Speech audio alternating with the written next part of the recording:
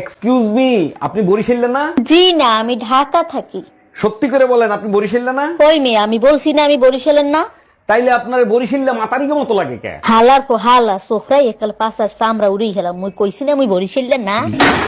ঈদের পরে আমার পরীক্ষা। এখন কি পরীক্ষা নিয়ে চিন্তা করবো, নাকি ঈদের আনন্দের পাতার গায়ে লাগামো? এখন যদি ঈদের আনন্দ নিয়ে ব্যস্ত থাকি, তাহলে পরীক্ষা গোলা পামো। আর ওদিকে যদি পরীক্ষা নিয়ে চিন্তা করতে যাই, তাহলে ঈদের আনন্দ মাটি হবে। উফ, এই বয়সে এত চাপ নিলে হবে? ধর, কিসের চাপ? আমার পিছনে না সাদিয়া আছে, সাদিয়াতে দেখে দেখে লাগ মনে। আচ্ছা, সাদিয়া আমার দেখাবো তো? আরে ধ্যাৎ, এসব কি চিন্তা করি আমি? এর সে মেয়ে মানুষ, এর ঈদে মার্কেট করে দিলে নাচতে নাচতে আমার দেখাইবো। যাই হোক, একটা চিন্তা থেকে দূর হইছি। আমি এখন ঈদের আনন্দ নিয়ে ব্যস্ত থাকতে হবে। পরীক্ষার চিন্তা না হয় সাদিয়া করব।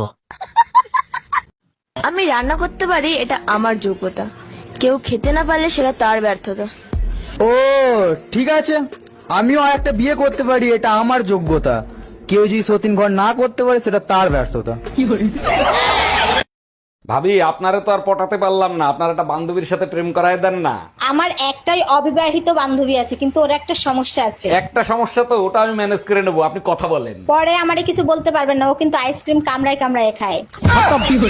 তুমি তোমার স্ত্রীকে সবার সামনে ছোট করে কথা বলবা, আর তুমি আশা করবা যে তোমার স্ত্রী তোমাকে ভালোবাসুক, তোমাকে সম্মান করুক। ওহে বোকা পুরুষ, এই পৃথিবীতে কোনো পুরুষই তার স্ত্রীকে ছোট করে নিজে কোনোদিনও বড় হইতে পারে নাই। এই বাহারের বউকে কেমন দেখলা? দেখতে শুনতে সুন্দর তো? দেখতে শুনতে ভালো, কিন্তু স্বভাব চরিত্র একেবারে তোমার মতো। তাহলে তো বাহারের কপাল ভালো, সুখে শান্তিতে থাকতে পারবে। তোমার ছবি দেখাইছিলাম, সে তো তোমার চেনে। বিয়ের আগে নাকি তোমরা একই পাগলা গারদে ছিলা। বিয়ের আগে কত নাটক সিনেমা দেখতাম, বিয়ের পরে সব বাদ দিয়ে দিছি, দেই না। কারণ আমার শ্বশুর বাড়িতে সারাদিন যেই নাটক চলে, তার কাছে স্টার জলসাজি বাংলা কিছুই না। শাশুড়ি মায়েরা তাদের মেয়েদের জন্য যতটুকু করে, তার এক ভাগ যদি তার ছেলের বউয়ের জন্য করত, তাহলে কোনো শাশুড়ি বৌমার সম্পর্কই আর এত তেতো হতো না, আর শাশুড়ি নামক শব্দটার মধ্যেও এত অভিযোগ থাকতো না। ভাবি চান্সে আন্নার ভাই আলাই কা কইয়ে না সুইয়ে না সেটিয়ে না আনছে। কোন আইয়ে না হাগল ছাগল কানা রে, আন্নার মত রঙে আছে নি আয়। হাতে আমার হিড়ি কিছু রাখছে নি, সারে মুখে কে কই দে ইধর মার্কেট ঘুরিলা রাতে আমি কইছি আমি ইধর মার্কেট করবো, হাতে আমার হিড়ি কিছু লাগে না। মা ভাবি আয় জানিনি, চুপ থাকেন আন্নে। আন্নে সব সময় আল্লাহকে ইচ্ছা করে নতুন নতুন জিনিস আনি দিন দিয়ে আইয়ে না আর দেখান।